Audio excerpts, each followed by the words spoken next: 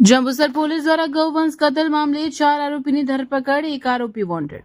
જંબુસર શહેરના ખારાકુવા વિસ્તારમાં ગૌવંશ કતલ સંબંધિત ગંભીર ગુનામાં જંબુસર પોલીસે ઝડપી કાર્યવાહી કરીને એક મહિલા સહિત 4 આરોપીની ધરપકડ કરી છે. પોલીસને મળેલી બાતમીના આધારે રેડ કરવામાં આવી હતી, જેમાં અંદાજે 135 કિલો જેટલો ગૌમાંસનો જથ્થો ઝડપાયો હતો. આ મામલે પોલીસ તપાસ દરમિયાન મોહમ્મદ સફી ઇસ્માઇલ કુરેશી, મોહમ્મદ હનીફ ઇસ્માઇલ કુરેશી અને જાબિર કુરેશી નામના 3 આરોપીઓની ધરપકડ કરવામાં આવી છે. ઉપરાંત ખાતુન ઉર્ફે ખેરુ નામની મહિલાને પણ ગૌવંશ હત્યા સંબંધિત ગુનામાં ઝડપી લેવામાં આવી છે. જંબુસર પોલીસ દ્વારા આરોપીઓને જંબુસર શહેરની બજારમાં લઈ જઈને ઘટના સ્થળે રીકન્સ્ટ્રક્શન કરાવી કાયદાનું ભાન કરાવવામાં આવ્યું હતું. આ કેસમાં જંબુસર પોલીસ સ્ટેશનમાં ભારતીય ન્યાય સંહિતા, ગુજરાત પ્રાણી સંરક્ષણ અધિનિયમ તથા પ્રાણી ક્રૂરતા નિવારણ અધિનિયમની સંબંધિત કલમો હેઠળ ગુનો નોંધવામાં આવ્યો છે. હાલમાં એક આરોપી વોન્ટેડ હોવાનું જાણવા મળ્યું છે અને તેની શોધખોળ જંબુસર પોલીસ દ્વારા ચાલુ રાખવામાં આવી છે. સમગ્ર મામલે આગળની તપાસ હાથ ધરવામાં આવી રહી છે.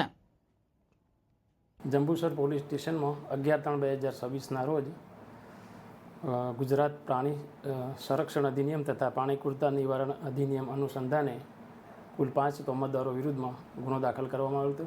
આ ગુનામાં કુલ 135 કિલો ગૌમાંસનો જથ્થો પકડેલો હતો તથા બીજા ફ્રીજ અને બીજા વગેરે સાધનો મળી 33,000 ઉપરાંતનો મુદ્દામાલ પોલીસ દ્વારા પકડવામાં આવેલો હતો.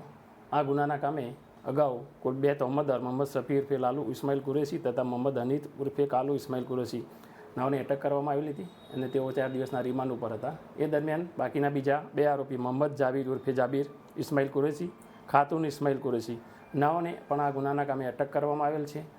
આ ઉપરાંત આ ગુનાના કામે શબ્બીર ગુલામ પોપલા જેવો નાસ્તો પડતો આરોપી છે, તેને પણ પકડવાની કામગીરી હાલમાં ચાલુ છે. આ ગુનાના કામે જંબુસર પોલીસે ગૌમાંસ તથા ગૌવંશના હત્યા અટકાવવા માટે ખૂબ જ પ્રશંસનીય અને પરિણામલક્ષી કામગીરી કરેલ છે.